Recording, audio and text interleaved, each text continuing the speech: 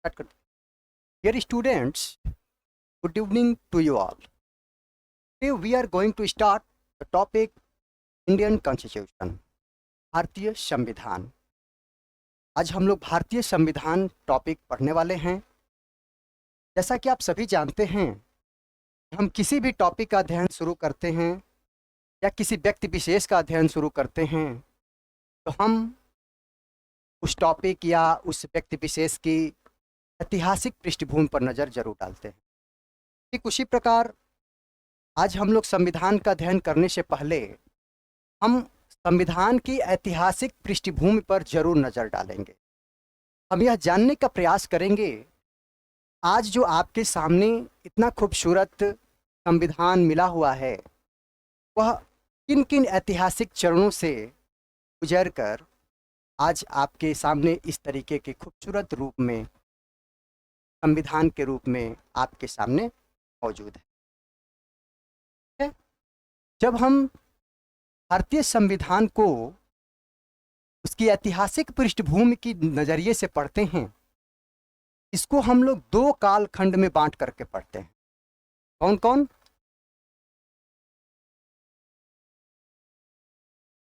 पहला ये है कि कंपनी का शासन, कंपनी का शासन जो कि स्टार्ट होता है 1773 से लेकर 1858 तक। दूसरा जो चरण स्टार्ट होता है जिसको हम लोग ताज की शासन बोलते हैं, ताज के शासन, ये स्टार्ट होता है 1858 से लेकर 1947 तक, जब हमारा भारत आज़ाद हुआ। So we are dividing the historical background of the Indian Constitution in two parts. The very first part is the rule of East India Company. If you are talking about company, it means we are talking about East India Company. So the rule of East India Company starts from 1773 to 1858. तो 1773 से 1858 तक company का शासन चलता है।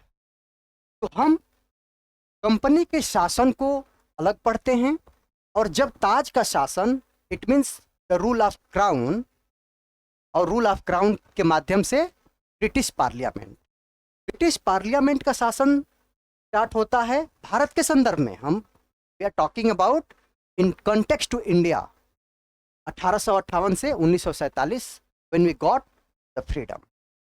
ठीक है, इसलिए आपको पहला जो टॉपिक है कंपनी का शासन, कंपनी का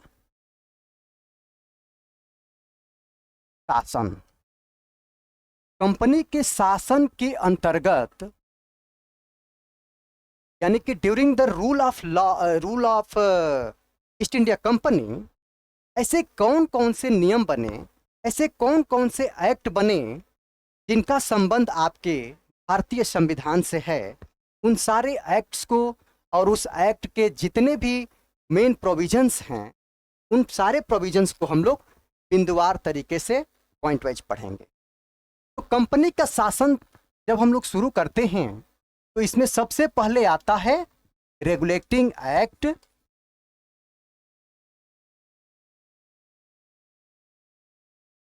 1773। पहला टॉपिक क्या आता है? 1773 का रेगुलेटिंग एक्ट।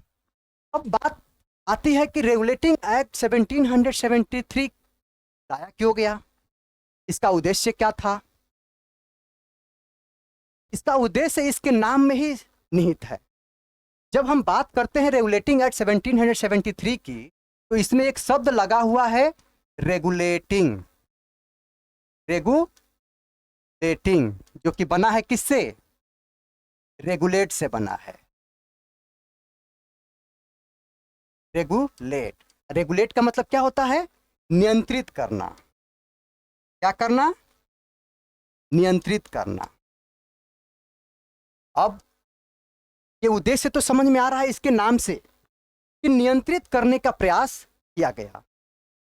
जब नियंत्रित करने का प्रयास किया गया तो प्रश्न उठता है कि किसको नियंत्रित करने का प्रयास किया गया। तो बात आती है ईस्ट इंडिया कंपनी की। ईस्ट इंडिया कंपनी को नियंत्रित करने की प्रयास किया गया, किसके द्वारा? ब्रिटिश संसद के द्वारा, ब्रिटिश पार्लियामेंट के द्वारा। ठीक है, ईस्ट इंडिया कंपनी को नियंत्रित करने का प्रयास किया गया, किसके द्वारा? ब्रिटिश पार्लियामेंट के द्वारा।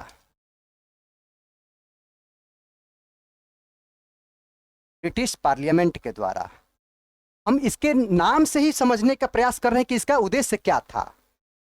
के बाद हम लोग इसके महत्वपूर्ण प्रावधानों पर आएंगे जो कि आपके परीक्षाओं में पूछा जाता है। अब आपको रटने की जरूरत नहीं है कि रेगुलेटिंग एक्ट का उद्देश्य क्या था, रेगुलेटिंग एक्ट क्यों लाया गया था। ये सारी चीजें आपको इस ओवरव्यू से पता चल जाएगा। तो नाम से पता चला कि नियंत्रित करना था, किसी न किसी को नियंत्रित करना था। नियंत्रित किसको करना था? ईस्ट इंडिया कंपनी के कर्मचारियों और अधिकारियों को करना था। किसके द्वारा? ब्रिटिश पार्लियामेंट के द्वारा करना था। डियर स्टूडेंट्स, आपके मन में एक प्रश्न उठेगा और उठना भी चाहिए कि ऐसी क्या आन पड़ी थी, ऐसी क्या जरूरत पड़ी थी कि ईस्ट इंडिया कंपनी के अधिकारियों और कर्मचारियों को नियंत्रित करने की जरूरत पड़ेगी। What was the reason that the British parliament felt the need to regulate और control the officers and employees of East India company? तो हम इसके थोड़ा सा ऐतिहासिक पृष्ठभूमि पर फिर से जाएंगे। क्यों जरूरत पड़ी? और आप सभी जानते हो, एक कॉमन ओपिनियन है कि हमें किसी को नियंत्रित करने की जरूरत तब पड़ती है जब वह अपने टारगेट या लक्ष्य से भटक जाता है। जस्ट फॉर एग्जांपल कि आप यूपीएससी पीसीएस की तैयारी करते हैं और आप अपने मार्ग से भटक जाते हैं, आपको आपके पेरेंट्स या आपके टीचर के द्वारा क्या करने की जरूरत पड़ती है? नियंत्रित करने की जरूरत पड़ती है। ठीक उसी प्रकार ईस्ट इंडिया कंपनी के साथ भी था। तो आप सभी जानते हैं ईस्ट इंडिया कंपनी 1600 में आई थी। कब आई थी? 1600 में। East India company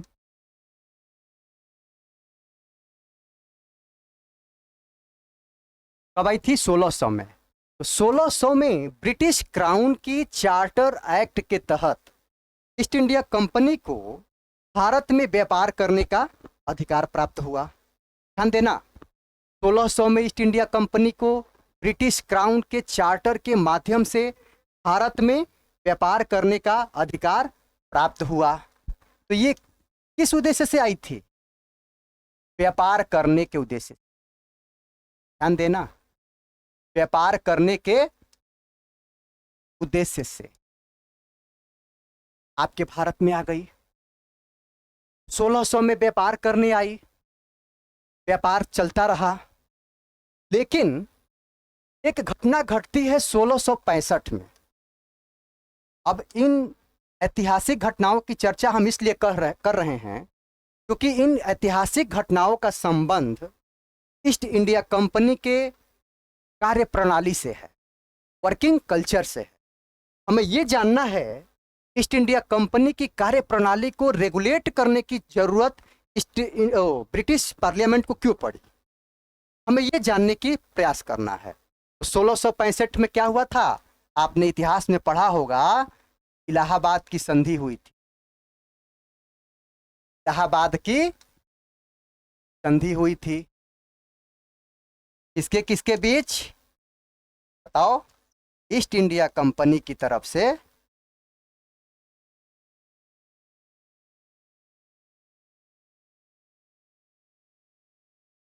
Robert Clive थे और आपके भारत की तरफ से कौन था?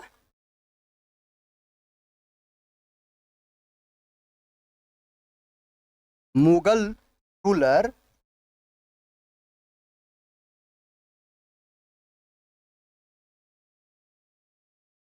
शाह आलम सेकंड। तो शाह आलम द्वितीय यानी कि शाह आलम सेकंड और रॉबर्ट क्लाइव के बीच 1665 में 12 अगस्त को हुई थी। 2 संधि हुई थी, 12 अगस्त को, एक 16 अगस्त को हुई थी। तो 12 अगस्त जो पहली संधि हुई, इलाहाबाद की संधि, उसमें ईस्ट इंडिया कंपनी की तरफ से रॉबर्ट क्लाइव और इंडिया की तरफ से यानी कि भारत की तरफ से मुगल बादशाह शाह आलम द्वितीय भाग लिए। अब इस संधि में क्या किया गया, इस संधि के परिणाम स्वरूप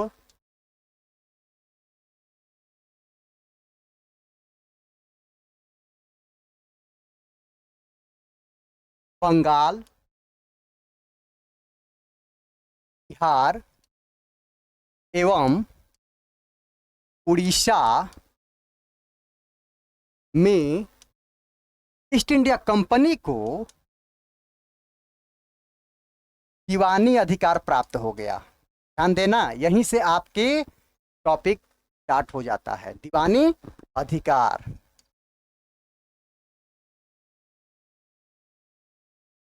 प्राप्त हुआ, किसको? ईस्ट इंडिया कंपनी को। ध्यान देना, कंपनी को दीवानी अधिकार प्राप्त हो गया। और आपको पता है 1600 में जब ब्रिटिश क्राउन चार्टर के माध्यम से ईस्ट इंडिया कंपनी को भारत में भेजी थी, क्या उद्देश्य रहा था? क्या उद्देश्य था? सिर्फ और सिर्फ व्यापार करना ही उद्देश्य था। जब व्यापार करना उद्देश्य था और आज 1665 में इसको दीवानी अधिकार प्राप्त हो गया, और दीवानी अधिकार के तहत इसको क्या क्या मिल गया? राजस्व वसूली तथा सिविल राइट्स, जो सिविल कानून थे उस पर न्याय करने का अधिकार प्राप्त हो गया। ठीक है, तो जब राजस्व वसूली का अधिकार इसको मिल गया, तो आप एक बात बताओ हमें कि जब राजस्व वसूली कर रहा है ये, तो क्या यह ईस्ट इंडिया कंपनी व्यापारिक से राजनीतिक और प्रशासनिक नहीं हुआ? इसके कार्य प्रणाली में, इसके वर्किंग कल्चर में शिफ्ट नहीं हुआ? हुआ। जो व्यापार करने के लिए आई थी, जो ट्रेड एंड कॉमर्स के लिए आई थी, that east India company was converted into political and administrative institution. ऐसे क्योंकि किसी भी प्रकार का कर वसूली का अधिकार उस देश का, किसी भी देश का, इस सरकार को ही होता है। तो अब ईस्ट इंडिया कंपनी की भूमिका कैसा दिखने लगा? अब इसकी भूमिका राजस्व वसूली के अधिकार के तहत के माध्यम से अब सरकार की भूमिका में आ गई। अब सरकार की भूमिका में आ गई मतलब राजनीतिक एवं प्रशासनिक निकाय बन गई, पॉलिटिकल एंड एडमिनिस्ट्रेटिव बॉडी में तब्दील हो गई। अब यहीं से आपका रेगुलेटिंग एक्ट का बैकग्राउंड शुरू हो जाता है। अब ध्यान देना, जब किसी भी व्यक्ति को अधिकार प्राप्त होता है, किसी भी व्यक्ति को, अमुक व्यक्ति को अधिकार जब प्राप्त होता है, तो उसके चाल चरित्र में, कैरेक्टर में परिवर्तन आता है। कैरेक्टर मीन्स ये नहीं कि आप किसी के लिए व्यभिचार की भावना रखते हो, ऐसा कुछ नहीं है। कैरेक्टर मीन्स चोरी की भावना रखते हो, भ्रष्टाचार की भावना रखते हो, अपने कर्तव्य को निर्वहन करने में आनाकानी करते हो। ये सभी के सभी पहलू आपके कैरेक्टर में आते हैं। आपने इथिक्स में पढ़ा होगा। तो ईस्ट इंडिया कंपनी जब व्यापार कर रही थी तो सब कुछ स्मूथली चल रहा था। उस समय ब्रिटिश पार्लियामेंट को इस बात की जरूरत महसूस नहीं हुई कि इसको रेगुलेट करना चाहिए। लेकिन जब 1765 में इसको दीवानी अधिकार प्राप्त हो गया, तो ईस्ट इंडिया कंपनी के कर्मचारियों और अधिकारियों के बीच भ्रष्टाचार जन्म लिया। क्या लिया? भ्रष्टाचार जन्म लिया।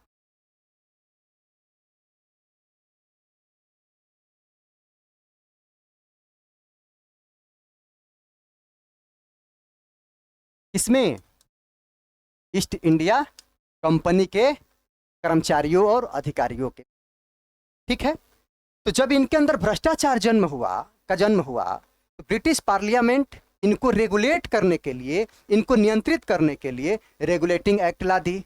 ठीक है, तो अब आपका कंसेप्ट क्लियर हो गया कि रेगुलेटिंग एक्ट का नाम रेगुलेटिंग एक्ट क्यों पड़ा? क्योंकि रेगुलेट करना था ईस्ट इंडिया कंपनी के अधिकारियों को और क्यों करना था? क्योंकि जब इनको शक्ति मिल गई तो इनके बीच भ्रष्टाचार की भावना आ गई।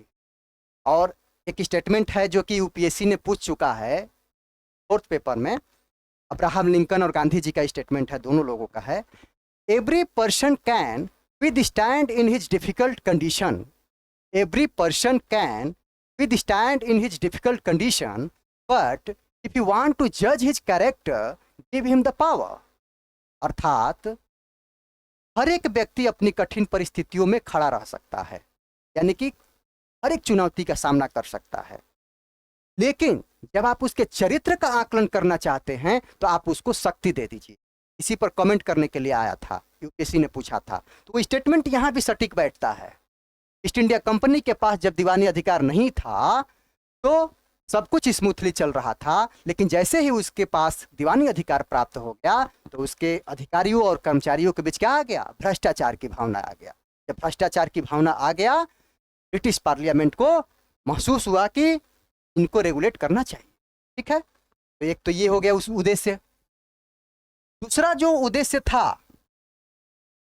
कि British parliament east India company के राजनैतिक और प्रशासनिक कार्यों को मान्यता प्रदान करना चाहती, यानी कि British parliament wanted to certify the work of कौन सा work? Political and administrative work of East India company.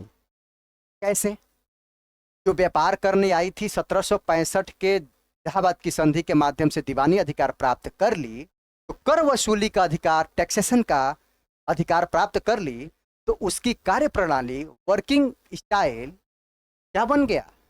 ये बन गया पॉलिटिकल एंड एडमिनिस्ट्रेटिव। तो जब पॉलिटिकल एंड एडमिनिस्ट्रेटिव रोल में ईस्ट इंडिया कंपनी आ गई, पार्लियामेंट ने महसूस किया कि इसको क्या कर दो? पॉलिटिकल एंड एडमिनिस्ट्रेटिव इंस्टीट्यूशन के रूप में सर्टिफाइड कर दो, मान्यता प्रदान कर दो। दूसरा उद्देश्य क्या था? ईस्ट इंडिया कंपनी की राजनीतिक एवं प्रशासनिक कार्यों को मान्यता प्रदान करना था। किसके द्वारा? ब्रिटिश पार्लियामेंट के द्वारा, ब्रिटिश क्राउन के द्वारा। ठीक है, तो ये आपका ईस्ट इंडिया कंपनी का कार्य प्रणाली, और उस कार्य प्रणाली में जो शिफ्ट हुए उसके द्वारा ब्रिटिश पार्लियामेंट के द्वारा क्या किया गया? रेगुलेट करने के लिए रेगुलेटिंग एक्ट लाया गया। ठीक है, तो हम थोड़ा सा बैकग्राउंड इसलिए बनाए, ऐतिहासिक बैकग्राउंड, हिस्टोरिकल बैकग्राउंड, क्योंकि ये सारे पॉइंट्स आपस में मिले हुए हैं। क्योंकि हम लोग historical background of the Indian constitution पढ़ने जा रहे हैं, तो ये जरूरी है कि हिस्ट्री की उन पॉइंट्स को जरूर जानें जिनका संबंध इन रेगुलेटिंग एक्ट और तमाम प्रकार के आगे जो एक्ट आएंगे उनसे जुड़ा हुआ है, ताकि आपको रटने की जरूरत न पड़े, आप हर एक पॉइंट को इंटरलिंक करके पढ़ ले। और UPSC is all about integrating all the subjects to each other. आप सभी जानते हो, इंटीग्रेट करना ही होता है आपको हर एक सब्जेक्ट को। यूपीएससी की प्रिपरेशन में आपको यहाँ भी इंटीग्रेट करके ही पढ़ना है, ताकि आपको रटने की जरूरत न पड़े। ये सारा चीज आपने पढ़ लिया, रेगुलेटिंग एक्ट का बैकग्राउंड हम लोगों ने बना लिया। अब आती है बात कि रेगुलेटिंग एक्ट क्या?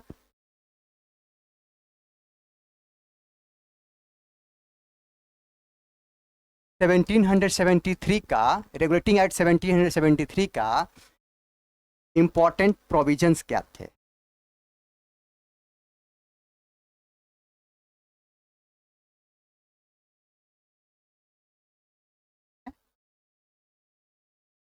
उद्देश्य तो जान लिए, अब इसके प्रोविजंस पढ़ लीजिए। पहला जो प्रोविजन इसका था, पहला जो प्रावधान इसका था रेगुलेटिंग एक्ट 1773 का, वह यह था, जो बंगाल का गवर्नर हुआ करते थे, बंगाल के गवर्नर हुआ करते थे, 3 प्रेसिडेंसी थी उस समय, बंगाल, मद्रास और बॉम्बे। तो बंगाल के जो गवर्नर हुआ करते थे, बंगाल के गवर्नर को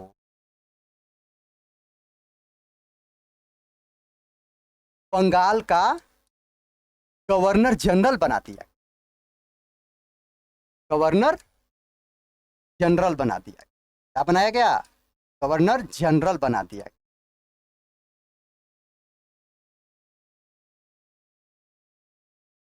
बंगाल के गवर्नर को बंगाल का गवर्नर जनरल बना दिया। और इस प्रकार वारेन हेस्टिंग, कौन? वारेन हेस्टिंग बंगाल के पहले गवर्नर जनरल बने। तो the governor of Bengal was made the governor general of Bengal. ठीक है, क्या बना दिया गया? Governor general of Bengal. तो बंगाल के गवर्नर को बंगाल का गवर्नर जनरल बना दिया गया। अब ध्यान दो बच्चों कि जनरल शब्द आता है, जनरल शब्द आता है, इसका मतलब कि बंगाल का गवर्नर जनरल बनाया गया, यानी कि कोई ना कोई गवर्नर रहा होगा और उसी गवर्नर का कोई गवर्नर जनरल रहा होगा। ठीक, अब ध्यान देना। तो बंगाल का गवर्नर जनरल बन गया। तो अब बचता है क्या?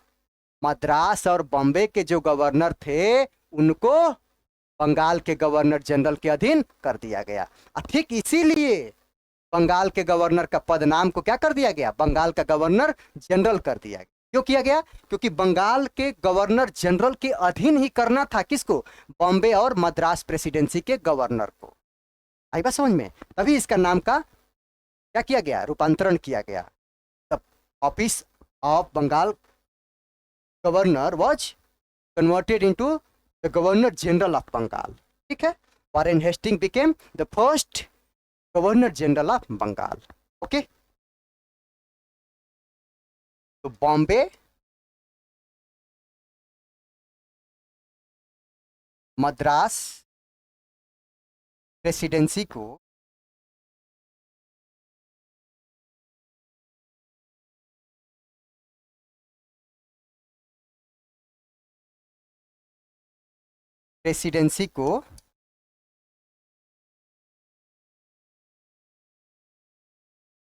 बंगाल के गवर्नर जनरल के अधीन कर दिया गया।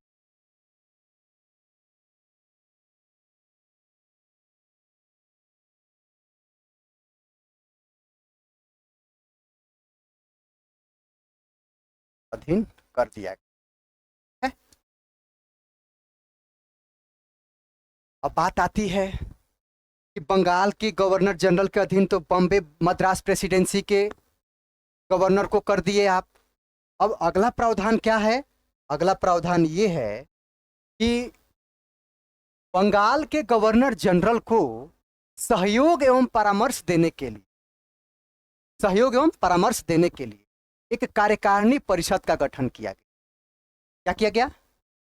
बंगाल के गवर्नर जनरल को सहयोग एवं परामर्श देने के लिए एक कार्यकारिणी परिषद का गठन किया गया। कार्यकारिणी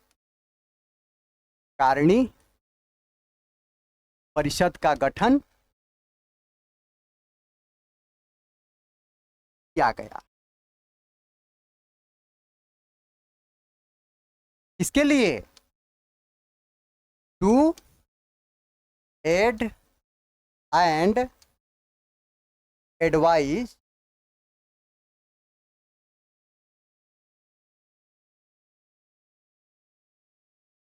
गवर्नर जनरल ऑफ बंगाल। ठीक है, तो बंगाल के गवर्नर जनरल को सहयोग एवं परामर्श देने के लिए एक कार्यकारिणी परिषद का गठन किया गया। अब बात आती है कि इस कार्यकारिणी परिषद में कितने सदस्य थे? 4 मेंबर। कितने सदस्य? 4 मेंबर्स। 4 सदस्यीय कार्यकारिणी परिषद का गठन कर दिया गया। अब इस 4 सदस्यीय कार्यकारिणी परिषद में एग्जीक्यूटिव काउंसिल में कौन कौन था? पहला जो था फिलिप फ्रांसिस, दूसरा मानेशन, तीसरा क्लेवरिंग। ठीक है, फ्रांसिस, मानेशन, क्लेवरिंग।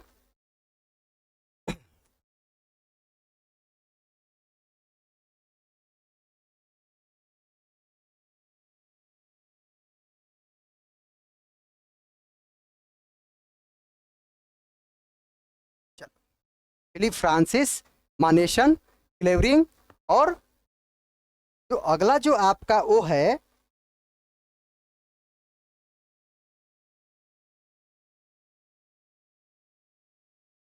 चौथा सदस्य है वो बोरवेल है। कौन है? बोरवेल है। अब देखो इसका नाम आपको याद करने की क्यों जरूरत है? इसलिए जरूरत है क्योंकि इसी एक्ट के तहत एक सुप्रीम कोर्ट का गठन होगा और उस सुप्रीम कोर्ट में भी 4 सदस्य शामिल होंगे। तो जब 4 सदस्य उसमें भी होंगे और इसमें भी है 4 सदस्य, तो आयोग क्या करेगा? कभी आपके लिए सामने प्रश्न आता है कि निम्नलिखित कथनों पर विचार करिए। 1773 एक्ट के तहत गठित सुप्रीम कोर्ट के संदर्भ में निम्नलिखित कथनों पर विचार करिए। In context to the supreme court constituted under the regulating act 1773 consider the following statements। उसमें आपका एक एग्जीक्यूटिव काउंसिल का एक मेंबर का नाम दे देगा, कहेगा कि एक जज थे, तो गलत हो जाएगा। इसलिए आपको इसका नाम चारों का याद रखना होगा। पहला नाम क्या है? फिलिप फ्रांसिस, मानेसन, क्लेवेरिक और बोरवेल। ठीक है, तो these were the 4 members included in 4-membered executive council of the governor general of Bengal. ठीक है, चलो अब जो अगला प्रावधान आपका मेन प्रोविजन में आता है क्या है? 1774 में इस एक्ट के तहत क्या किया गया? एक सुप्रीम कोर्ट का गठन किया गया। और इस तरीके का प्रश्न कई बार आपका आयोग पूछ चुका है, यूपीएससी भी और पीसीएस भी। ठीक है, तो इस सुप्रीम कोर्ट में कितने जज थे? 4 जज थे। एक चीफ जस्टिस,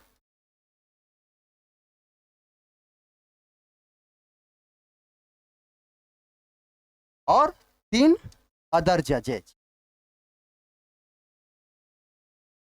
तो चीफ जस्टिस जो थे सर इलिजाह इम्पे। ठीक है, जो अदर जजेज थे लेमेस्टियर थे। ठीक है, रॉबर्ट चैम्बर थे,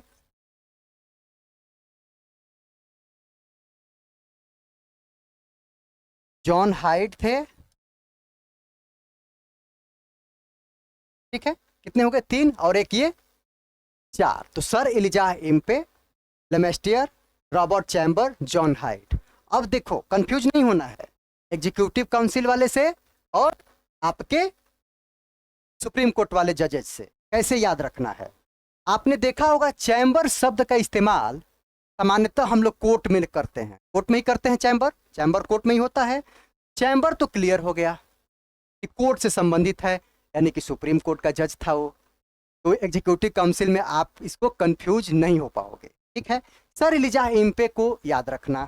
ठीक, दूसरा जो आता है हाइड। हाइड मतलब क्या होता है बेटा? छिपाना। और कोई भी व्यक्ति कुछ छिपाता है तो कहाँ छिपाता है? कोर्ट में जाकर छिपाता है। तो हाइड और चैम्बर दोनों कोर्ट से जुड़े हुए हैं। तो ये तो कंफर्म हो गए कि सुप्रीम कोर्ट के जजेस नाम से। तब हम ट्रिक बता रहे हैं आपको कि उसमें कंफ्यूज मत। ठीक है, और दूसरा आप याद रखना लेमेस्टियर और sir Elijah Impey. Sir Elijah Impey was the chief justice of the Supreme Court that was constituted under the Regulating Act 1770, and Lemestier, Robert Chamber, John Hyde were the 3 other judges, those who were included in that Supreme Court। उसमें इनको शामिल किया गया। अब बात आती है ये सुप्रीम कोर्ट जो गठित हुआ था यह किस तरीके से कार्य करता था? तो यह कार्य करता था एक कोर्ट ऑफ रिकॉर्ड्स के रूप में काम करता था। अभिलेख का न्यायालय जिसको बोलते हैं। आज आपका सुप्रीम कोर्ट क्या करता है? अभिलेख का न्यायालय के रूप में ही काम करता है। तो कोर्ट ऑफ रिकॉर्ड्स के रूप में आपका ये भी सुप्रीम कोर्ट कार्य करता था।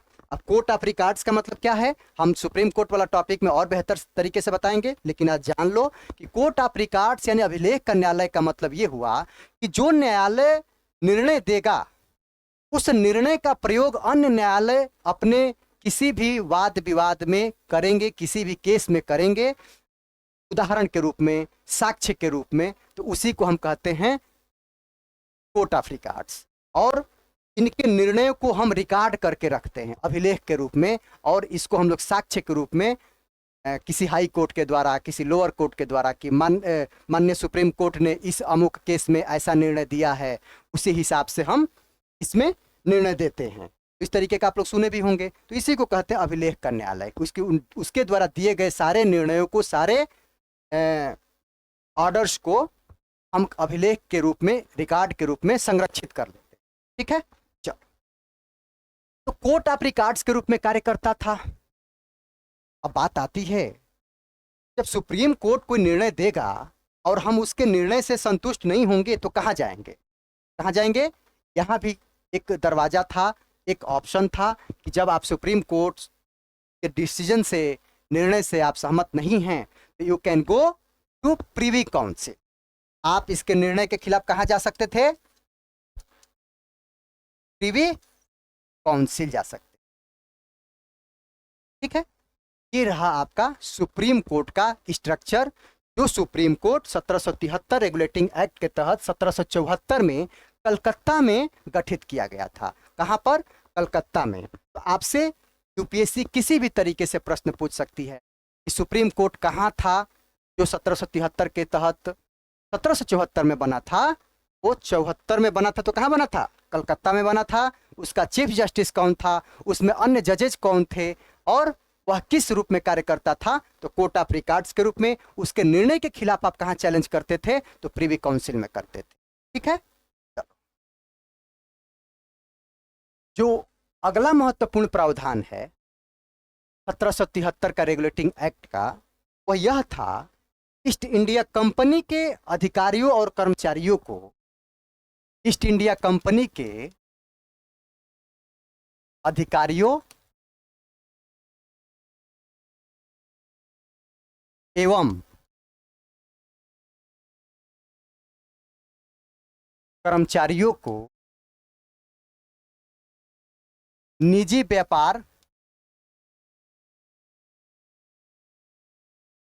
प्लस स्थानीय लोगों say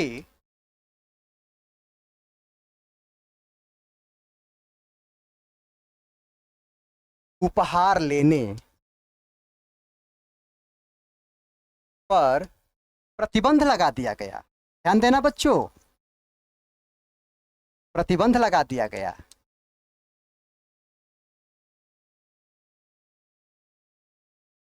that is, east India company officers and employees were prohibited to start their own business and to accept any gift from the locals। स्थानीय लोगों से किसी प्रकार का आप उपहार नहीं लेंगे, किसी प्रकार का अपना निजी व्यापार नहीं प्रारंभ करेंगे, शुरू नहीं करेंगे। इस तरीके का प्रतिबंध ईस्ट इंडिया कंपनी के अधिकारियों और कर्मचारियों पर लगा दिया गया। और यही तो आप ईस्ट इंडिया कंपनी के भ्रष्टाचार के रूप में पढ़ रहे थे। अपना निजी व्यापार करने लगे थे, जब टैक्स वसूली करने लगे तो उनके पास तमाम प्रकार के धन आने लगे। जब धन आया तो मन बढ़ा, मन बढ़ा तो भ्रष्टाचार करने लगे। भ्रष्टाचार किस रूप में? लोकल से। अब देखो, उपहार का मतलब क्या है? आज भी आप लोग देखते हो कि हम उपहार देते हैं, तो उपहार क्या है? वही है रिश्वत। आप लोकल लोगों से उपहार नहीं लोगे। और बताओ, कोई भी अधिकारी है लोकल लोगों से उपहार लेता है तो रिश्वत ही तो होता है। कौन लोकल लोग उसका हित नातेदार है, रिश्तेदार है कि उसको गिफ्ट दे रहा है? गिफ्ट दे रहा मतलब रिश्वत दे रहा है। ठीक है, तो हम लोग एक छोटा अच्छा शब्दावली का इस्तेमाल करते हैं, उपहार। उपहार लेने पर प्रतिबंध लगा दिया। ठीक है, चलो। अब ये उपहार लेने के लिए प्रतिबंधित कर दिए गए, तो आप ये सारे प्रोविजंस पढ़ लिए। ठीक है, तो अब आपको एक अन्य प्रोविजन जो कि महत्वपूर्ण है और यूपीएससी से लेकर के डिफरेंट लोक सेवा आयोग, different state public service commission ने इसको पूछा है, क्या है? क्योंकि हम इसको अंत में इसलिए रखे कि इसका भी एक थोड़ा सा छोटा सा ऐतिहासिक पृष्ठभूमि है, तो भी जानने की जरूरत है। वो क्या था? इसी रेगुलेटिंग एक्ट के तहत कोर्ट ऑफ डायरेक्टर्स के सदस्यों का कार्यकाल 1 वर्ष से बढ़ाकर 4 वर्ष कर दिया गया। अभी पिछले साल ईपीएफओ में भी पूछा था संघ लोक सेवा आयोग ने, और पीसीएस ने कई बार ये प्रश्न पूछा है। अब ध्यान दो, कोर्ट ऑफ डायरेक्टर्स के सदस्यों का कार्यकाल 1 वर्ष से बढ़ाकर 4 वर्ष कर दिया गया, ये पूछा गया है। ठीक है, तो अब जान लो कोर्ट ऑफ डायरेक्टर क्या था। कोर्ट ऑफ डायरेक्टर्स 2 संस्था थी, कोर्ट ऑफ डायरेक्टर्स और एक कोर्ट ऑफ प्रोप्राइटर।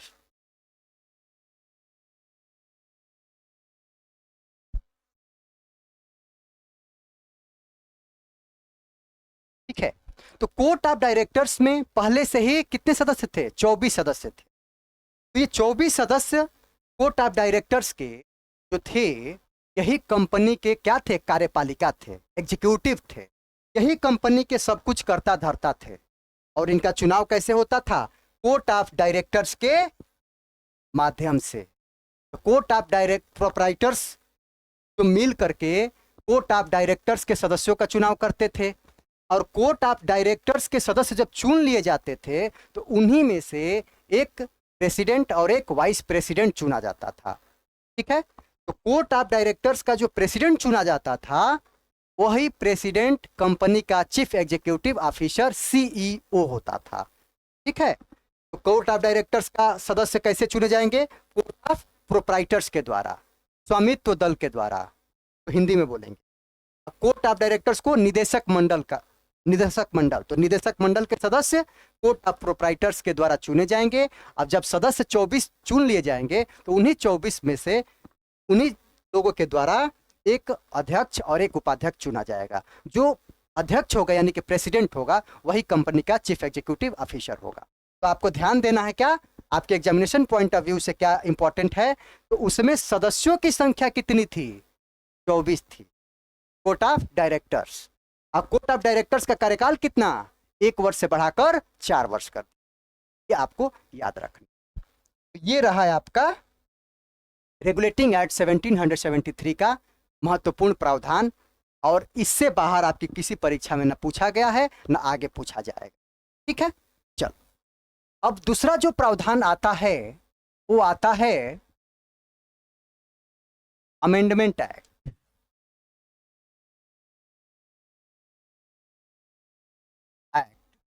1781। इसका एक अन्य नाम है, क्या नाम है? अमेंडमेंट एक्ट को एक्ट ऑफ सेटलमेंट भी बोलते, क्या बोलते हो? Act of settlement 1781। फिर हम इसके नाम से ही इसके उद्देश्य को समझने का प्रयास करेंगे। क्या नाम है? अमेंडमेंट एक्ट, संशोधनात्मक अधिनियम। यानी कि किसी न किसी एक्ट में जो पहले से विद्यमान था उसमें हम अमेंडमेंट करने की बात कर रहे हैं। तो पहले से विद्यमान एक्ट कौन था? Regulating act 1773। और अमेंडमेंट की जरूरत कब पड़ती है? जब उसमें किसी प्रकार की कमियां या शॉर्टकमिंग्स, ड्रॉबैक्स होते हैं। ठीक है, तो इस 1773 के रेगुलेटिंग एक्ट की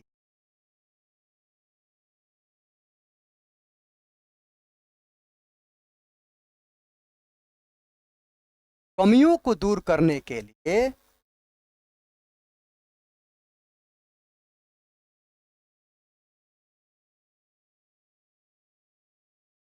क्या लाया गया? Amendment act. ठीक है, अमेंडमेंट एक्ट। दूसरा इसका क्या नाम है? Act of settlement. तो एक्ट ऑफ सेटलमेंट का मतलब क्या हुआ? एक्ट ऑफ सेटलमेंट से अर्थ ये निकलता है कि ईस्ट इंडिया कंपनी को, सॉरी, बंगाल के गवर्नर जनरल को, यानी कि बंगाल की सरकार को, बंगाल की सरकार मतलब कि कलकत्ता की सरकार को यह अधिकार दे दिया गया कि वह बंगाल, उड़ीसा एवं बिहार के लिए क्या बना सकती है? कानून बना सकती, बना सकती है। कौन? कलकत्ता सरकार। कलकत्ता सरकार तो मतलब क्या, बंगाल का गवर्नर जनरल। ठीक है, तो ये एक्ट ऑफ सेटलमेंट। अब इसका एक अन्य नाम है, इसका भी अर्थ जान लो, इसी अर्थ में उनके प्रावधान है, रटने की जरूरत नहीं है। जुडिकेचर एक्ट इसको कहते हो, जुडिकेचर एक्ट 1781। अब इसका मतलब क्या है ये भी जान लो। जुडिकेचर का मतलब क्या हुआ, जुडिकेचर से ही समझ में आ रहा है कि इसका न्यायपालिका से संबंध दिख रहा है। तो न्यायपालिका का मतलब क्या, जो 1774 के रेगुलेटिंग एक्ट के तहत, 1773 के रेगुलेटिंग एक्ट के तहत 1774 में स्थापित सुप्रीम कोर्ट था, बात कर रहा है। क्या बात कर रहा है, सुप्रीम कोर्ट के लिए एक उपबंध कर दिया गया, जब वह किसी भी आदेश का, निर्णय का संपादन करेगा तो उस समय वह सुप्रीम कोर्ट भारतीयों के धार्मिक परंपरागत रीति रिवाज को नजर में जरूर रख, यानी कि जो आप निर्णय देंगे, आदेश देंगे, उस समय आपको भारतीयों की रीति रिवाज, धार्मिक परंपराएं, इन सभी का मतलब विचार करना होगा, तभी आप उसका निस्तारण करेंगे। ठीक है, तो भारतीयों की रीति रिवाज, परंपरा आदि को नजर में रखते हुए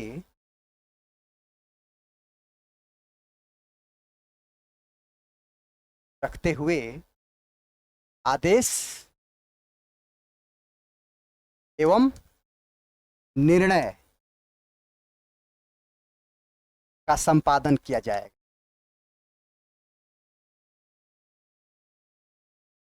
क्या जाएगा, क्या मतलब क्या हुआ, during interpretation of any cases, the Supreme Court will give decision or order keeping the point in mind that it should consider about the religious beliefs, cultures of Indians. भारतीयों के रीति रिवाज, सभ्यता, संस्कृति, मान्यता, परंपरा आदि को नजर में रखते हुए ही आपको। ठीक है, ये जुडिकेचर का एक अर्थ ये हो गया। एक जुडिकेचर से संबंधित और प्रावधान था। क्या प्रावधान था बच्चों, प्रावधान यह था कि जो ईस्ट इंडिया कंपनी का बंगाल का गवर्नर जनरल था,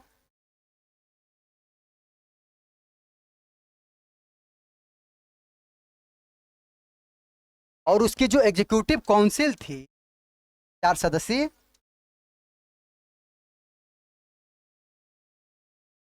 उस समय तक सुप्रीम कोर्ट की अधिकारिता में ही कार्य करती थी।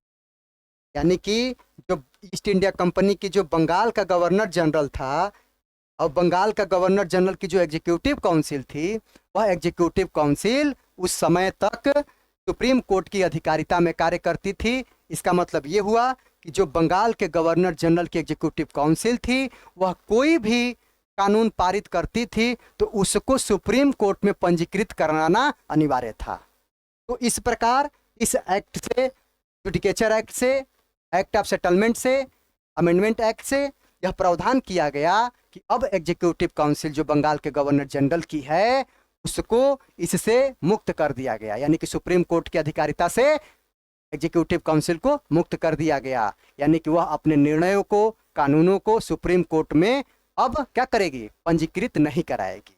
ठीक है, ये आपका इसके 3 नाम हुए, और तीनों नाम से जुड़े हुए इसके 3 प्रावधान हुए। इन प्रावधानों को इंटरलिंक करके इनके नाम से ही, अब कहीं परीक्षा में एक्ट ऑफ सेटलमेंट की जगह जुडिकेचर एक्ट पूछ दिया, अब आप सोचोगे कि सर ने तो जुडिकेचर एक्ट पढ़ाया ही नहीं था। तो नाम के साथ उसके प्रावधान को जोड़ करके आपको पढ़ना है, ताकि हर एक चीजें रटने की जरूरत नहीं पड़े। ठीक है, जो अगला टॉपिक है, Pitt's India act. Pitt's India act 1784। अब देखो, ध्यान देना, अब इसको भी नाम से पहले जानो, इसमें क्या जुड़ा है, पिट। अब पिट का मतलब किसी का नाम है ये, तो ये थे विलियम पिट, जो कि उस समय क्या थे, ब्रिटिश प्राइम मिनिस्टर थे। ब्रिटिश प्राइम मिनिस्टर विलियम पिट के द्वारा इंडिया की गवर्नमेंट के संदर्भ में एक्ट लाया गया। उस एक्ट का नाम पिट्स इंडिया एक्ट लाया गया। पिट्स लाए थे इसलिए उनका पिट नाम इसमें शामिल हो गया। इंडिया की सरकार के संदर्भ में लाए थे तो इसमें इंडिया जुड़ गया, तो पिट्स इंडिया एक्ट 1700। ठीक है, तो विलियम पिट उस समय प्राइम मिनिस्टर थे। अब इसके प्रावधान पढ़ लिए, इंपॉर्टेंट प्रोविजंस। अन्य जो भी प्रावधान अधिनियम है सब में हम लोग समझ ज़्यादा नहीं देंगे और वो आसान है। अभी चूंकि हम लोग बैकग्राउंड बनाना था इसलिए हिस्ट्री को ज़्यादा थोड़ा हमें देखना पड़ा ताकि आप लोग इंटरलिंक करके पढ़ सके। पहला जो इसका क्या था, मेन प्रोविजन ये था, ईस्ट इंडिया कंपनी की व्यापारिक एवं राजनैतिक कार्यों को अलग अलग कर दिया गया। ध्यान देना, अलग अलग कर दिया गया। अब आप देख लिए कि ईस्ट इंडिया कंपनी व्यापारिक और राजनीतिक प्रशासनिक दोनों कार्य करने लगी थी, तीन कार्य करने लगी थी, व्यापारिक, राजनीतिक एवं प्रशासनिक। तो अब ये महसूस हुआ ब्रिटिश पार्लियामेंट को, विलियम पिट्स को, कि अब ईस्ट इंडिया कंपनी के व्यापारिक कार्य और राजनीतिक एवं प्रशासनिक कार्य को अलग कर दिया जाए। क्यों अलग कर दिया जाए? क्योंकि एक व्यक्ति एक से अधिक कार्य करने में पारंगत हो यह संभव नहीं है। अब रेयरेस्ट ऑफ रेयर में कोई होगा तो होगा। अब मैं टीचर हूं तो मैनेजमेंट अच्छा नहीं कर सकता, अब जो मैनेजर है वो टीचिंग अच्छा नहीं कर सकता। अब रेयरेस्ट ऑफ रेयर में होता है कि कोई एक अच्छा मैनेजर भी हो सकता है, एक अच्छा टीचर भी हो सकता है। So a single person can do a single work perfectly. तो ब्रिटिश पार्लियामेंट वर्क को क्या करना चाहती थी, परफेक्टली करना चाहती। ठीक है, इसलिए क्या कर दी, व्यापारिक को कर दी और राजनीतिक एवं प्रशासनिक को अलग अलग कर दी। बात आती है कि व्यापारिक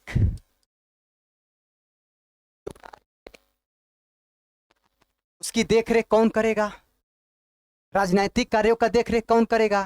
तो व्यापारिक कार्य के लिए उसने कोर्ट ऑफ डायरेक्टर्स को जिम्मेदारी दे दिया।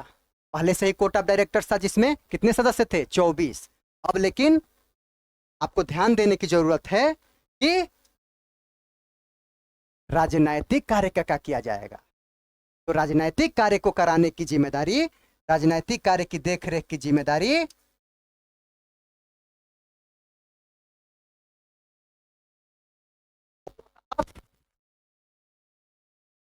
कंट्रोल को दे दिया गया, नियंत्रक मंडल को। कितने सदस्य थे इसमें बेटा, 6 मेंबर्स थे। ठीक है, 6 सदस्यीय बोर्ड ऑफ कंट्रोल का गठन कर दिया गया और इस बोर्ड ऑफ कंट्रोल को यह जिम्मेदारी दी गई कि यह ईस्ट इंडिया कंपनी की राजनीतिक एवं प्रशासनिक कार्यों की देखरेख करे। और व्यापारिक कार्यों की देखरेख कौन करेगा, कोर्ट ऑफ डायरेक्टर्स। कंफ्यूज नहीं होना है। आप देखो, व्यापार करने का काम कौन करती है, कंपनी करती है। और कंपनी में क्या होता है, डायरेक्टर होता है। ठीक है, और कंट्रोल करने का काम कौन करता है, सरकार करती है। और सरकार क्या होती है, राजनीतिक होती है। यानी कि कंट्रोल करने का काम सरकार, और सरकार मतलब क्या, राजनीति। तो राजनीतिक कार्य का काम देखरेख कौन करेगा, बोर्ड ऑफ कंट्रोल करेगा। और आप जानते हो व्यापार करने का काम कंपनी का होता है और कंपनी में डायरेक्टर होते हैं। तो कोर्ट ऑफ डायरेक्टर्स नाम से याद रखना, व्यापारिक कार्य का देख रेख करेंगे, और board of control political activities का देख रेख करेंगे।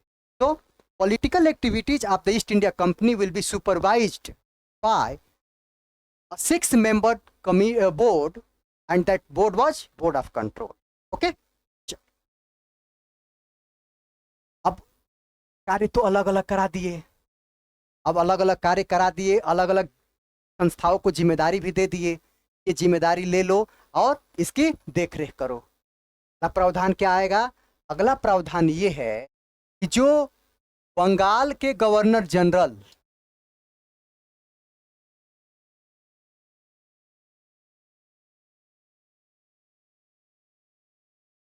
की कार्यकारिणी परिषद तथा प्रांतों के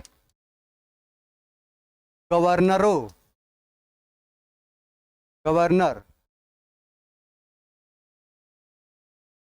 की कार्यकारिणी परिषद, एग्जीक्यूटिव काउंसिल परिषद की सदस्य संख्या बदल दी गई। क्या कर दी गई? आपने देखा था कि बंगाल के गवर्नर जनरल की कार्यकारिणी परिषद में कितने सदस्य थे? 4 सदस्य थे, फिलिप फ्रांसिस, बोरवेल, मानेसन और क्लेवरिंग। ठीक उसी प्रकार अन्य प्रांतों में भी 4 सदस्य थे कार्यकारिणी परिषद में। तो अब इनको क्या कर दिया गया? 4 से कम करके 3 कर दिया गया, 3 हो गए। ठीक है, ये 1784 के पिट्स इंडिया एक्ट का ये प्रावधान है। क्या है?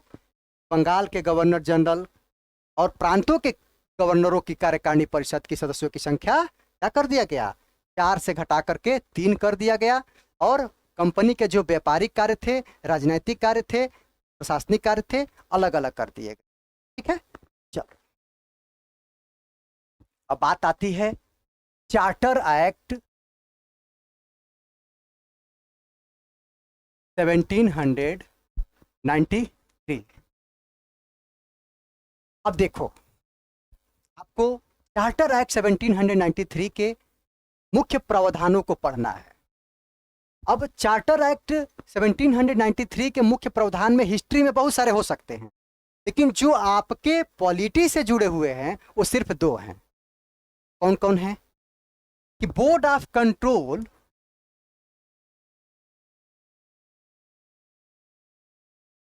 के सदस्यों का वेतन भारतीय राजस्व पर पारित कर दिया गया। ध्यान देना, ये 1784 में ये संस्था बनी है बोर्ड ऑफ कंट्रोल। तो बोर्ड ऑफ कंट्रोल के जो सदस्य होंगे उनकी जो सैलरी दिया जाएगा इंडियन रेवेन्यू से ही दिया जाएगा, यानी कि the revenue collected from Indians, उसी रेवेन्यू से बोर्ड ऑफ कंट्रोल के सदस्यों का वेतन दिया जाएगा। ठीक है, और दूसरा जो प्रावधान था, ईस्ट इंडिया कंपनी की अधिकारों को अगले 20 वर्ष तक बढ़ा दिया गया।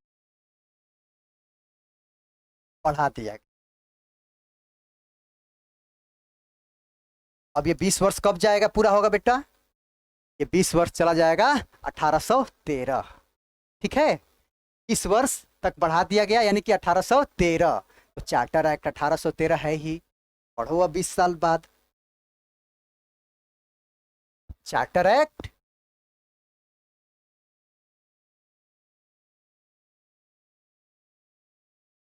1813।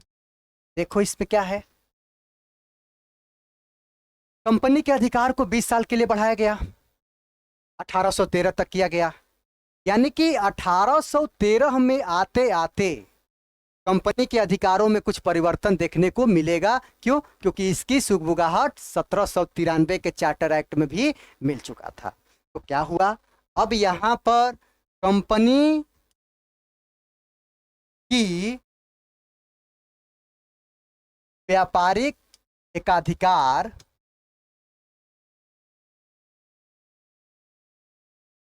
को समाप्त कर दिया गया। क्या किया गया? समाप्त कर दिया गया। और इसकी हिंट कहाँ मिल गया था? 1793 में ही मिल गया था, चार्टर एक्ट में। 20 साल के लिए बढ़ाया गया था। तो कंपनी की जो trade and commerce related monopoly थी, जो मोनोपोली थी, तो क्या किया गया? समाप्त कर दिया गया। जब मोनोपोली को समाप्त किया जाता है तो वह किसी भी चीज में, कोई मार्केट है और उस मार्केट में मोनोपोली है, तो मोनोपोली मतलब क्या? किसी एक वर्ग का, एक व्यक्ति का नियंत्रण होता है, वर्चस्व होता है। जब मोनोपोली समाप्त होता है तो मार्केट या संस्था क्या हो जाती है? ओपन हो जाती है, ओपन फॉर ऑल। तो वही हुआ, जब मोनोपोली समाप्त हुआ तो अन्य जो ब्रिटिशर्स थे उनको अधिकार प्राप्त हो गया कि वह भारत में आकर के व्यापार कर सकते थे। उसके बाद से तमाम प्रकार के ब्रिटिश कंपनीज आई इंग्लैंड से और भारत में व्यापार करना शुरू कर। ठीक है। अब जो दूसरा प्रावधान था 1813 का चार्टर एक्ट का, वह यह था कि ब्रिटिश पार्लियामेंट के द्वारा पहली बार यह नियम बनाया गया कि भारतीयों की शिक्षा पर प्रतिवर्ष 1 लाख रुपया खर्च किया जाए। भारतीयों शिक्षा पर प्रतिवर्ष 1 लाख रुपए खर्च करने का प्रावधान।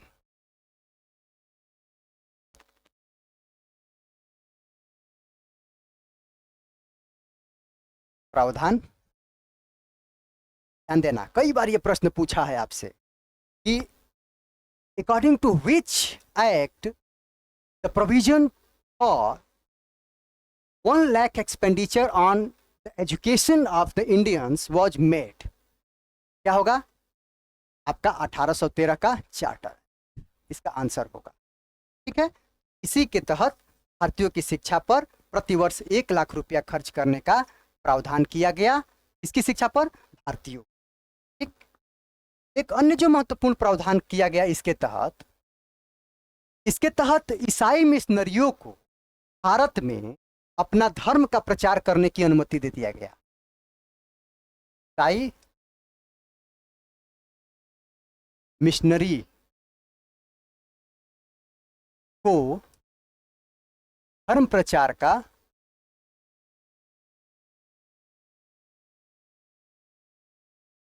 अनुमति, यही तो इनका मुख्य उद्देश्य था, दिया गया।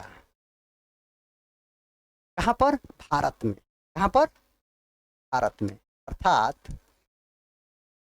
Christian missionaries were given permission to spread their religious beliefs in India. अपने धर्म प्रचार का, धार्मिक मान्यताओं का प्रचार प्रसार करने का अधिकार ईसाई मिशनरियों को प्राप्त हो गया। इसके तहत, इसी 1813 के चार्टर एक्ट के तहत। ठीक है। एक चीज ध्यान देने योग्य बात है, जब ईस्ट इंडिया कंपनी की मोनोपोली को समाप्त किया गया, यानी कि व्यापारिक एकाधिकार को समाप्त किया गया, तो आप एक बात का ध्यान रखना, चाय और चीन को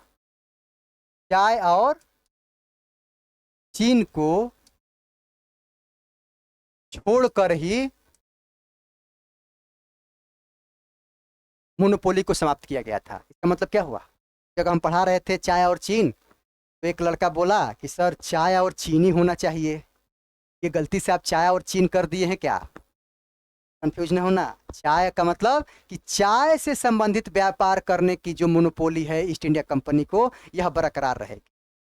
और चीन मतलब क्या? चीन के साथ व्यापार करने की जो बातें हैं वो भी ईस्ट इंडिया कंपनी की मोनोपोली में ही रहेगा, यानी कि चीन के साथ व्यापार सिर्फ ईस्ट इंडिया कंपनी ही करेगी और चाय के विषय पर व्यापार, चाय से संबंधित व्यापार ईस्ट इंडिया कंपनी ही करेगी।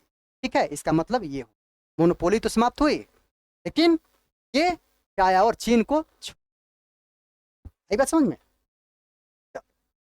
ये रहा आपका 1813 का चार्टर एक्ट। 1813 का चार्टर एक्ट के बाद हम लोगों को जो पढ़ना है वो पढ़ना है जो कि आपके संवैधानिक दृष्टिकोण से महत्वपूर्ण है, 1833 का चार्टर एक्ट। देखो चार्टर एक्ट 1833, अब ध्यान देना इसमें क्या है।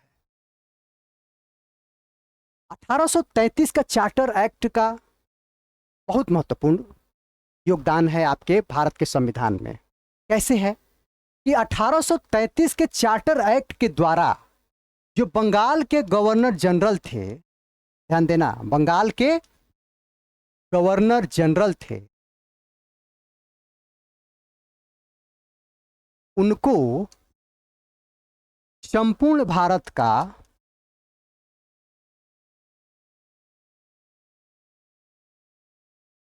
गवर्नर जनरल बना दिया गया। ध्यान देना, क्या किया गया? संपूर्ण भारत का गवर्नर जनरल बना दिया गया। किसको? बंगाल के गवर्नर जनरल को।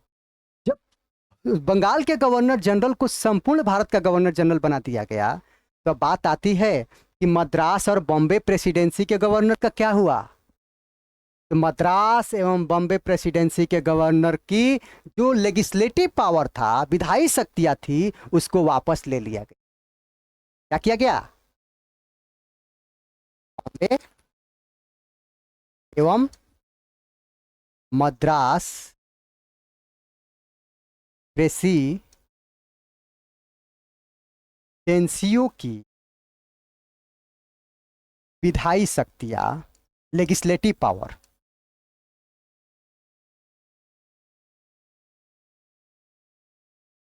वापस ले ली गई, यानी कि समाप्त कर दी गई। आई बस में legislative powers of Bombay and Madras presidencies वो टेकन अवे, वापस ले ली गई, मतलब उनसे छीन लिया गया।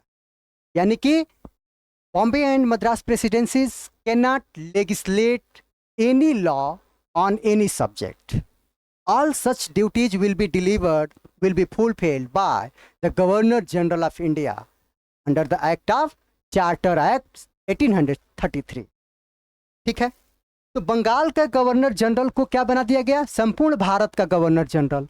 और इस तरह जो गवर्नर जनरल पहला जो भारत का गवर्नर जनरल बना वह विलियम बेंटिक थे। कौन थे? William Bentinck. आपसे पूछा जाता है ये प्रश्न, ठीक है। अब आपके मन में एक प्रश्न आना चाहिए कि सर, बॉम्बे और मद्रास प्रेसिडेंसियों की जो विधायी शक्तियां थी, लेजिस्लेटिव पावर्स थे, ये सारी शक्तियां दे दी गई संपूर्ण भारत के जो गवर्नर जनरल थे उन्हीं के हाथों में, विलियम बेंटिक के हाथों में। तो कहीं ना कहीं ये नहीं लगता है कि भारत की जो गवर्नमेंट सिस्टम थी क्या कर दी गई? केंद्रीकृत कर दी गई, सेंट्रलाइज कर दी गई। किसमें? गवर्नर जनरल ऑफ इंडिया में। तो भारत की शासन व्यवस्था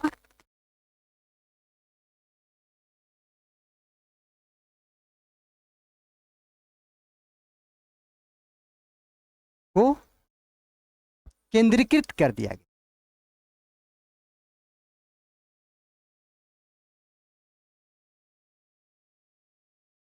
सेंट्रलाइज कर दिया गया। The government system of India was centralised in the governor general of India, okay, under the act of 1833 charter act.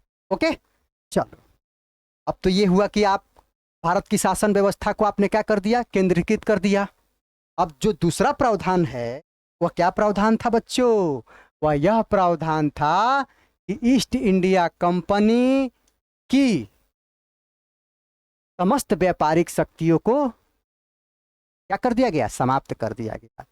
यानी कि चाय और चीन जो बचा हुआ था उसको भी अब समाप्त कर दिया गया। यानी कि ईस्ट इंडिया कंपनी की सारी व्यापारिक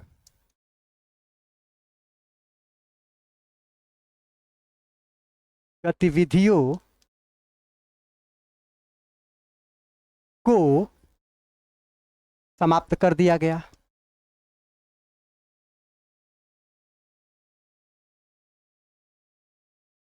तो जो समाप्त कर दिया गया, तो अब ईस्ट इंडिया कंपनी पर क्या असर पड़ा? अब ईस्ट इंडिया कंपनी विशुद्ध रूप से क्या बन गई बच्चों? राजनैतिक एवं प्रशासनिक निकाय बन गई विशुद्ध रूप से। अब ये प्रशासनिक और राजनीतिक कार्य ही करेगी।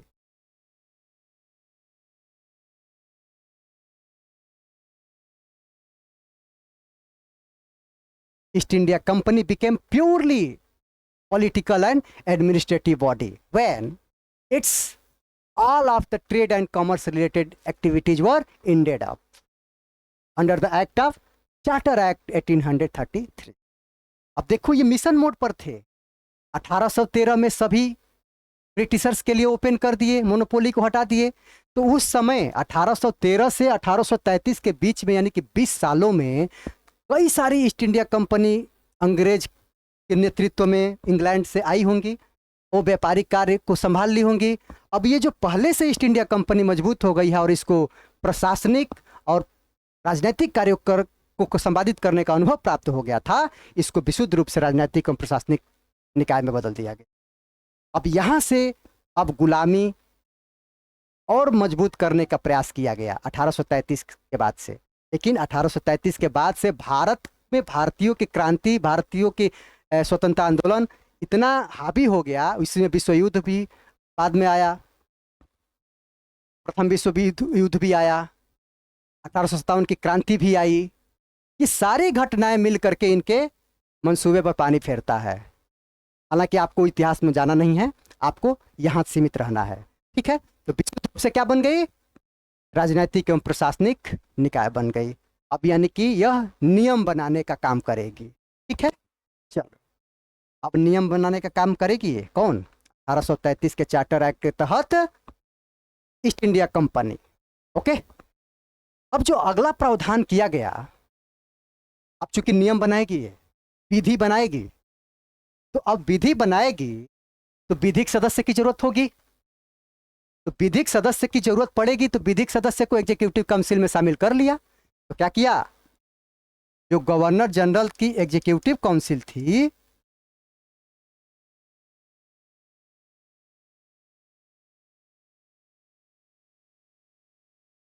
विधिक सदस्य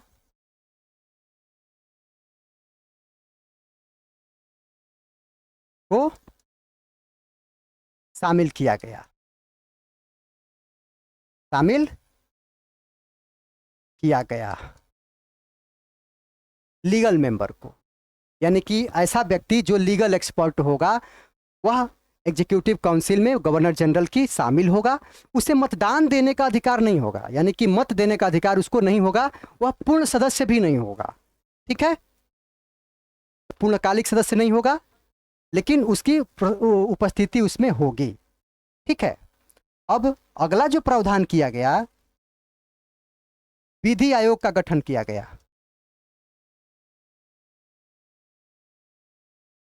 का गठन किया गया 1834 में लॉर्ड मैकाले की अध्यक्षता में। चूंकि अब विधि बनाने का ही काम करने लगी है, व्यापारी काम करेगी नहीं, तो ये सारी चीजों का होना तो आवश्यक है ही। तो विधि आयोग बना 1834 में, लॉर्ड मैकाले उसके अध्यक्ष थे। Lord Macaulay, under the presidentship of Lord Macaulay, law commission was constituted in 1834 under the charter act 1833। ये आपसे कई बार प्रश्न पूछा है। अब लगे हाथ ये भी जान लो कि भारत में इस समय कौन सा विधि आयोग चल रहा है? कौन सा चल रहा है?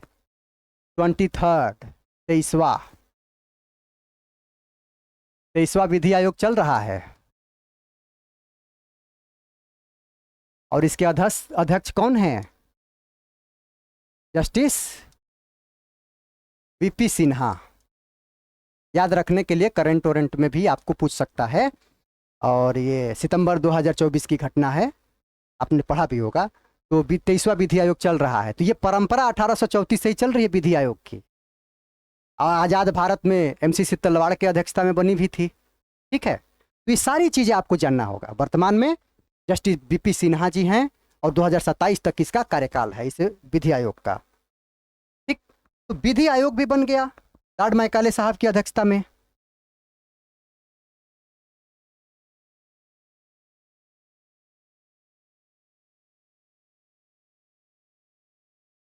अब विधि आयोग बना करके विधि का संहिताकरण यानी कि कोडिफिकेशन ऑफ लॉ का प्रयास किया गया। ठीक है, अब जो इसमें एक प्रावधान किया गया, यह किया गया कि जो भी आपके सामाजिक बुराइयां थी, जैसे सती प्रथा था, इसके लिए भी इसमें कानून बनाया गया। हालांकि इसको आपको इसमें नहीं पढ़ना है, इतिहास के विषय विशेषज्ञ आपको इसको बखूबी पढ़ाएंगे, आपने पढ़ा भी होगा।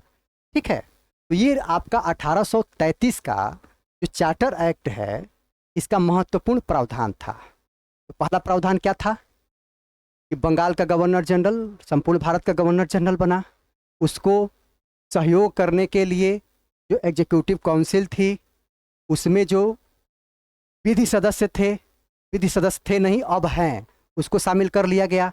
ईस्ट इंडिया कंपनी अब विशुद्ध रूप से राजनीतिक एवं प्रशासनिक निकाय बन गई।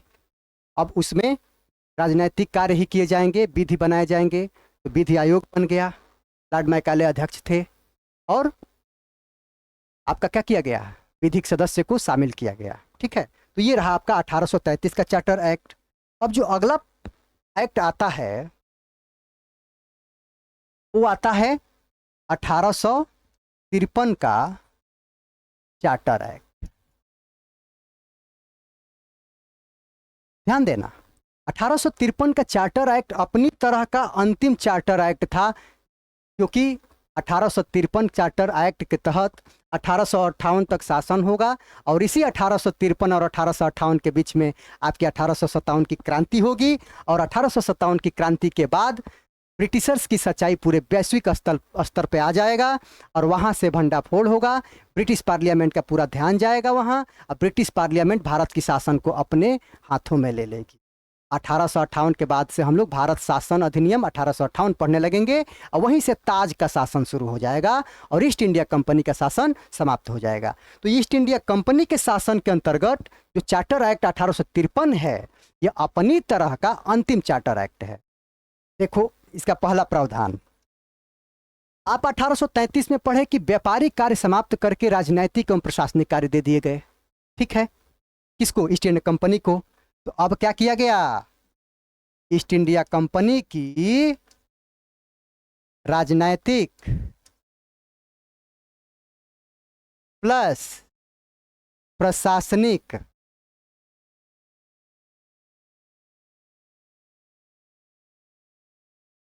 कार्यों को अलग कर दिया गया, अलग कर दिया गया। ध्यान देना, राजनीतिक की बात करते हैं हम तो विधायी प्रक्रिया की बात करते हैं, विधायी प्रक्रिया या विधायी कार्य। जब हम विधायी कार्य की बात करते हैं तो नियम बनाने का कार्य की बात करते हैं। तो इस प्रकार ईस्ट इंडिया कंपनी दो भागों में बट गई, एक विधायी कार्य करेगी यानी कि विधि बनाएगी, एंड अनदर पार्ट जो काम करेगी कौन थी, एग्जीक्यूटिव काउंसिल ही थी। वो क्या करेगी, प्रशासनिक कार्यों को देखेगी। तो विधायी कार्यों के लिए अलग से एक क्या बना दिया गया, भारतीय केंद्रीय विधान परिषद। विधान परिषद, केंद्रीय भारतीय केंद्रीय विधान परिषद का गठन कर दिया गया, और इसके सदस्यों को विधान पार्षद कहा गया। पार्षद, आज भी बिहार में जाओगे तो पार्षद ही बोलते हैं सदस्य को, वहां पर विधायक जी लोगों को।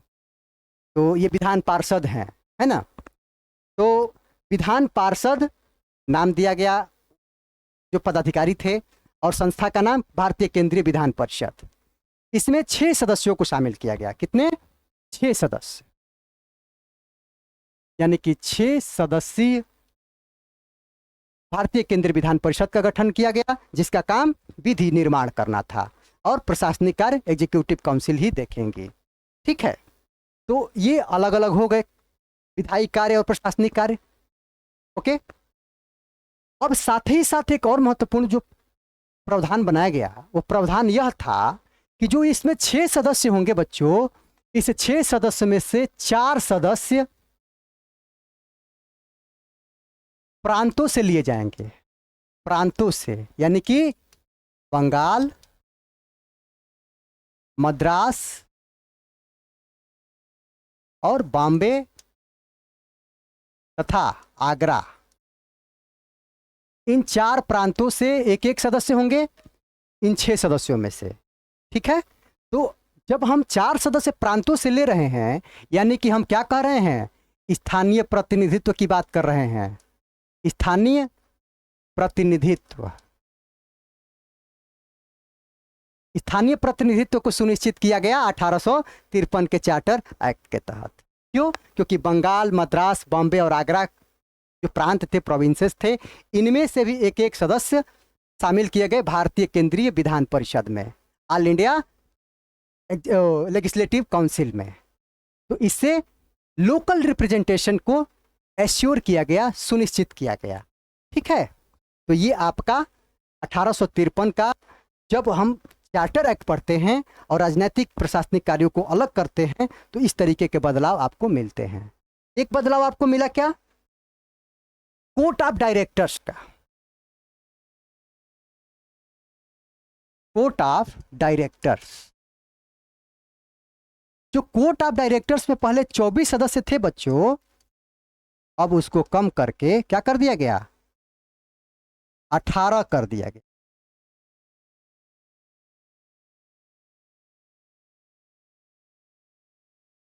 ठीक है, तो ये सारे प्रावधान आपसे महत्वपूर्ण हैं, और ये टॉपिक अब मैं आपको बता दूं, ये बहुत ही बोरिंग टॉपिक है, लेकिन मैंने आपको प्रयास किया कि इंटरेस्टिंग तरीके से हिस्ट्री के छोटी छोटी घटनाओं से जोड़ करके आपको मैं बताऊं, ताकि आप इंटरलिंक करके इन सारे प्रावधानों को याद रखें। और इन सारे प्रावधानों से बहुतायत में परीक्षाओं में पूछा जाता है, संघ लोक सेवा आयोग भी पूछ लेती है, डिफरेंट पब्लिक सर्विस कमीशन भी पूछ लेते हैं।